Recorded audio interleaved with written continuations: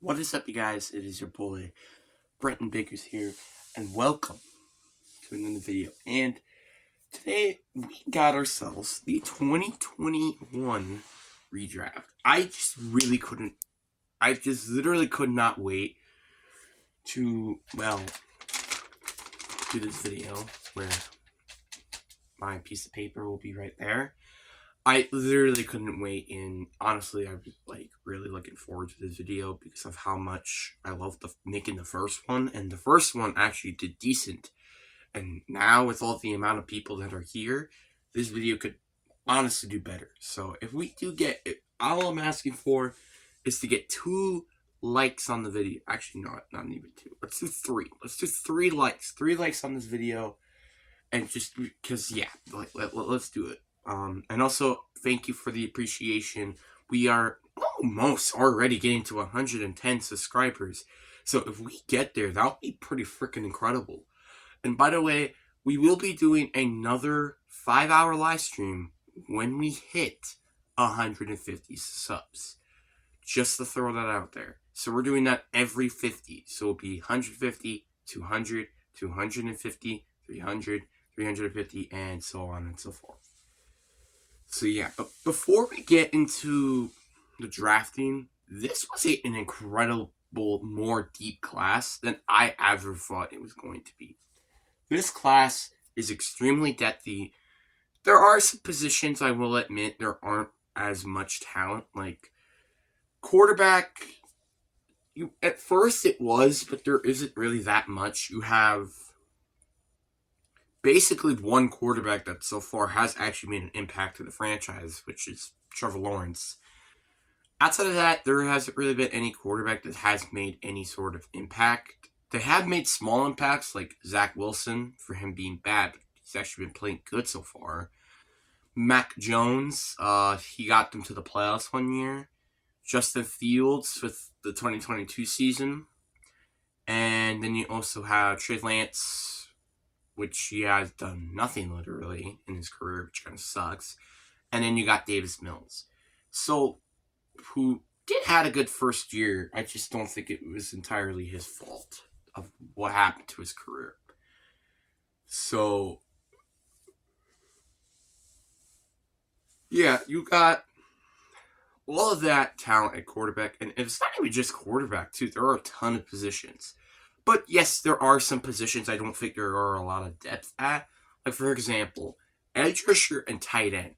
Tight end, there's literally like Pratt Fryermuth, and that's it. Literally, there was only really one true good tight end out of this entire class. And I also could say the same thing with edge. There are a few edge players, if you include Micah Parsons, and then there were also Jalen Phillips, who's actually really good, and also the same thing with Gregory Rousseau. But outside of that, then you got like decent players. You got 3 decent players, and then that's it. So that's a little unfortunate. And also same thing with the defense interior.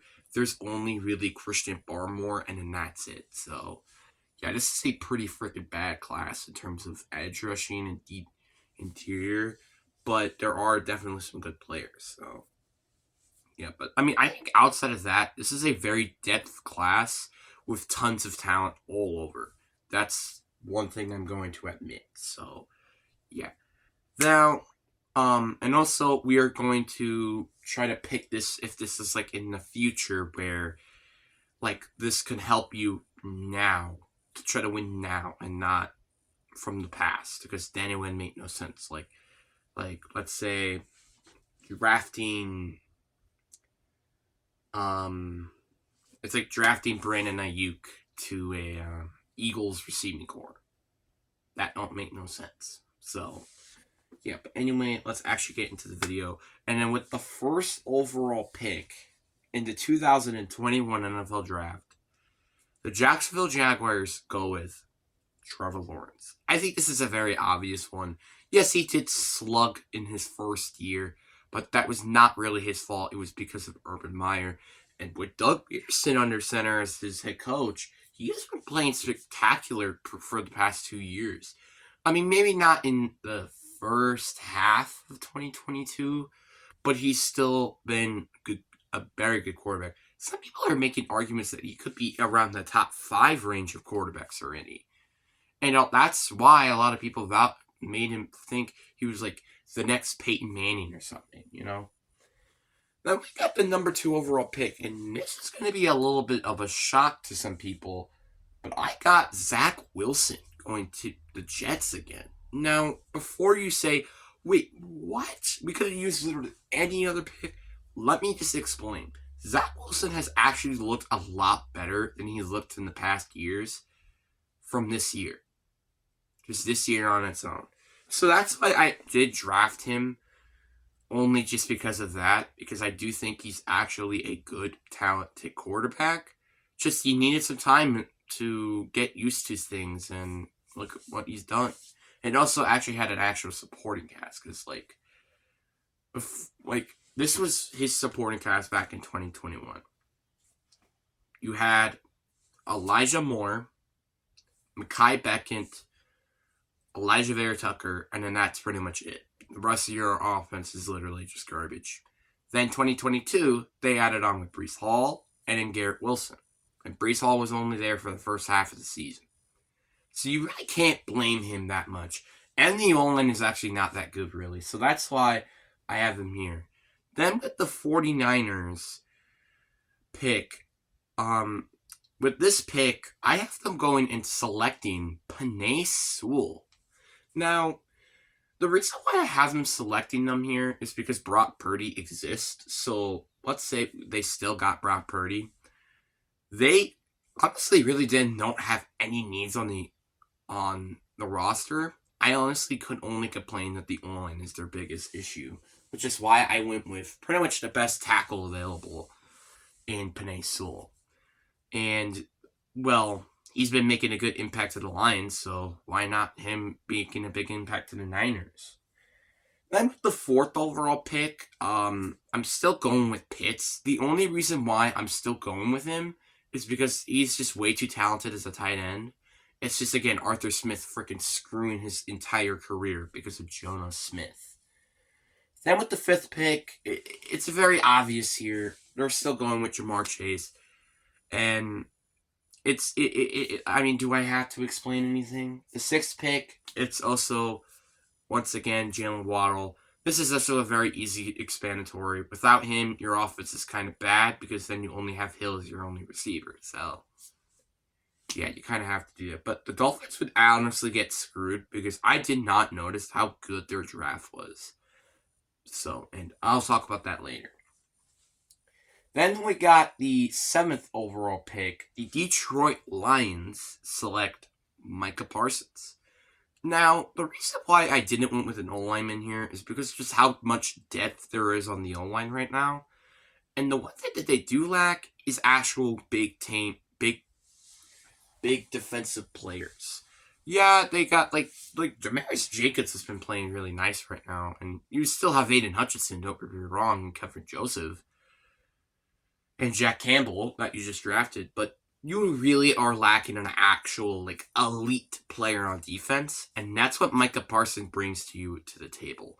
The fact he was getting some defensive player of the year rewards as a rookie already explains that to yourself. So that's why I have him at number 7 easily. Then with the number 8th overall pick, the Carolina Panthers actually went and select Patrick Surtain II. Now, in real life, I think this is something that they should have done, and it kind of shows, not gonna lie. I'm not saying because J.C. Horn was a bad player, it's just he wasn't really that. He's good, but he's not Patrick Surtain level, where he's arguably one of the best corners in the league. So that's why I easily have to go with Patrick Surtain. He's one of the best corners in the league, so you really can't pass on that. Yes, there are a lot of other things that they could have gone with here, but honestly, though, getting Patrick Surtain, you really don't need to be complaining that much. Then the 9th pick, the Denver Broncos go and select. I think this is right. Yeah, this is the first player that is not in the first round of being drafted, and that is Kareem Humphrey. Now, Kareem Humphrey is, I think, one of the best centers in the league if we're not including Jason Kelsey here. So I think that pretty much explains it to itself, but we're not going to be done there yet. The Broncos O-line is just garbage. It's just garbage. So that's why I went with arguably pretty much the best O-lineman available in Kareem Humphrey. So I think that explains it to itself. Then you got the 10th overall pick. The Eagles still go get Devontae Smith. Again, without him, your offense is kind of poo-poo, and Jalen Hurts honestly might not be starting. So, yeah. But with the 11th overall pick, Bears still go with Justin Fields. I think this is a very obvious one because of the factor that you really haven't given him a good supporting cast. And honestly, I really feel very bad for him because seriously, you pretty much have gotten screwed ever since day one being drafted. So, then with the 12th pick, the Cowboys, I was supposed to say the Commanders, go and select Jalen Phillips. Now, Jalen Phillips is, like I said, pretty much, if Micah Parsons wasn't an edge rusher, pretty much the next best thing, I think. Well, I think Gregory Rousseau is the better edge rusher, but Jalen Phillips is the better scheme fit here. Obviously, again, they went with Micah Parsons, which definitely brings a big hole to the table. But that's not going to... But Jalen Phillips is going to make sure that Band-Aid isn't really going to be that hard, because Jalen Phillips has arguably been a very good player since 2022, so I'm not going to argue with that one. With the 13th overall pick, the Chargers go with Gregory Rousseau. Remember when I said he was a better player in the right scheme? This is the right scheme. So, Gregory Rousseau, I think, could be easily an amazing pass rusher, but also a run stopper. Now, you could also be questioning, why are we drafting another edge rusher when we could use O-lineman, since you don't have Rashawn Slater anymore? Wide receiver, even if you just drafted one. Running back, corners, something like that. But I actually went with edge because I just think they could. You never can have enough pass rushers, and also with Khalil Mack and Joey Bosa getting up there in age, this is just another good pick, in my opinion. Then with the 14th pick, I got the Jets going with exactly what they did to get up here and gotten Elijah Vera Tucker. Just a good player all around, and honestly, he's a very good player just anywhere. Now, you could be saying, couldn't we gotten a better alignment? Yeah, but is he more versatile than Elijah Vera Tucker is? Not really, so that's why I went with him here. Then, Patriots still go with Mac Jones. People are probably going to be pissed at me, but again, he kind of got, I think he's pretty, if you just didn't hire Matt Patricia as your offensive coordinator, he would honestly probably have a very good season. So, that's why I have him here. Then with the 16th pick, the Cardinals go and select Tyson Campbell. This is honestly something that they should have just done in real life instead of draft another linebacker, which again has not really panned out that much. And actually, it so far seems like he's actually might be an edge player, seems to be. But yeah, that's just how much they really shouldn't be drafting linebacker. And again, they also drafted Haason Reddick, and also they drafted Zion Simmons in the past. So that's why they did not need to draft a linebacker here. What they could have used was corner. So why not get one of the best corners in the class, Tyson Campbell? Tyson Campbell, I think, is arguably probably the next best thing at corner. Is he even close to Patrick Surtain? I don't think so, but he's still a great corner who can lock down coverage, and something that you guys are lacking a lot on your defense. Then with the 17th overall pick, the Raiders would select Nick Bolton. Literally, I'm at first, okay, they need to fix their defense. I know their offense is honestly really good if they just had a better O-line and Josh McDaniels being fired. And look, Josh McDaniels has been fired. Now they just need to fix the O-line. But that's not what we're going to be going with here. They have a very lackluster defense if you're not including Max Crosby and Nate Hodge and Traylon Merrick. That is pretty bad. So why not? Let's get a linebacker since they've yet to have a linebacker in Nick Bolton. He is a very good player, and it seems to be he's one of the cornerstone pieces on a Chiefs defense. So why not take him from the Chiefs and also benefit you guys? Then with the 18th pick, the Miami Dolphins go and select Javon Holland. I think this is an easy pick here because without him, your safeties are like Eric Rowe and Brandon Jones, which you have no idea who those players are. Yes, they could have technically gone with edge here, but there aren't any good edge rushers left, I think, at this point. So that just makes perfect sense of why I had to go with Nick Bolton here. Or, I mean, not Nick Bolton, Javon Holland. Now, with the 19th pick, the Commanders go and select Christian Darrisaw. Christian Darrisaw, in my opinion, might actually be like the best tackle in this class, if we're not including Penei Sewell. He is an amazing tackle who could protect your quarterback for years to come. And I think he can probably be at the end of the day, maybe a top 10 offensive tackle in the league. So that's pretty good for Christian Darrisaw to have him fall down at 19 for you. Then with the 20th pick, the New York Giants honestly could have gone with a million of directions. But I actually had them going with Telefunga, right? I think that's how you pronounce it, but who cares? The point is, he is one of the best safeties, I think, right now in the league. And, well, one of the better safeties in this class, outside of Javon Holland, obviously. And he is easily, I think, a very good safety, and he could be a big addition to this defense, where their front seven is good, but their secondary really isn't that good at all. And same thing with their linebacking core, so why not go with a safety here? Then, with the 21st pick, the Indianapolis Colts go and select Rashawn Slater. Rashawn Slater was definitely a great player, don't get me wrong. It's not because he dropped this far, I'm saying he's bad, but it's just, again, a lot of players have different needs, and there were also better players in this class that are, I think, better than Rashawn Slater. But Rashawn Slater is still a great offensive tackle who can protect whoever's at quarterback, and I think this is very necessary since their O-line hasn't really been the same anymore. And then you got the 22nd pick. I got the Titans going with Tevin Jenkins. I think this is a very obvious one with D-Hop being there and Traylon Burks. I think it's the next need was O-line, and why not go with Tevin Jenkins?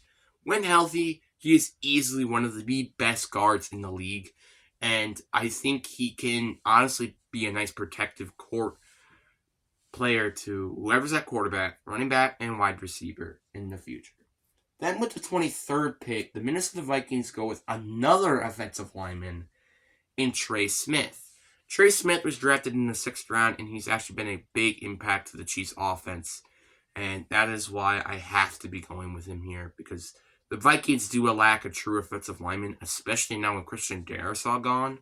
So this just made the perfect sense to go with whoever's the best lineman available.